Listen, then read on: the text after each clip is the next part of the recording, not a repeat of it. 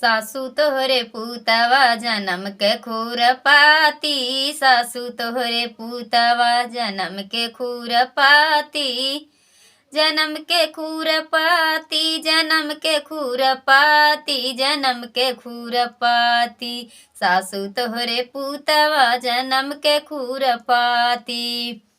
सोने की थाली में जेवना बनाए, जेवना बनाए हो जेवना बनाए, अरे जेवना न जेवई बुता मई दिया न बाती, सासू तोहरे पूतवा जन्म के खुरपाती, सासू तोहरे पूतवा जन्म के खुरपाती, सासू पूतवा।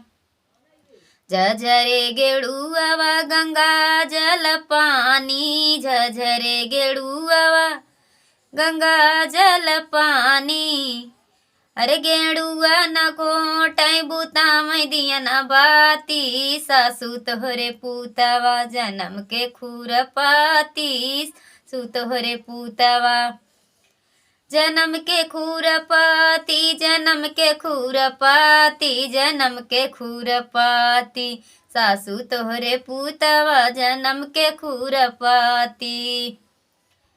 लौंगा हिलाची के बीरवा जोरायाऊं, लौंगा हिलाची के बीरवा जोरायाऊं, अरे बीरवा न कूचाई बुतावई दिया न बाती, सासू तोहरे पूतवा जन्म के खुरपाती, सासू तोहरे पूतवा जन्म के खुरपाती, जन्म के खुरपाती, जन्म के खुरपाती, सासू तोहरे पूतवा जन्म के खुरपाती।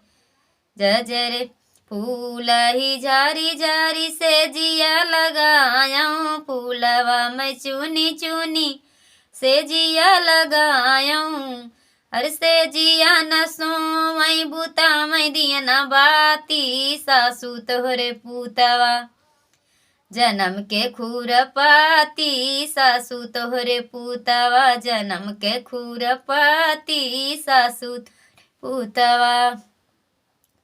तो बहुत ही सुंदर कहरवा नाच गीत आप लोग जरूर सुने। हमारे फेसबुक पर, यूट्यूब पर आप सभी का स्वागत है और हमारे गीत को जरूर सुने और हमारा सपोर्ट करें।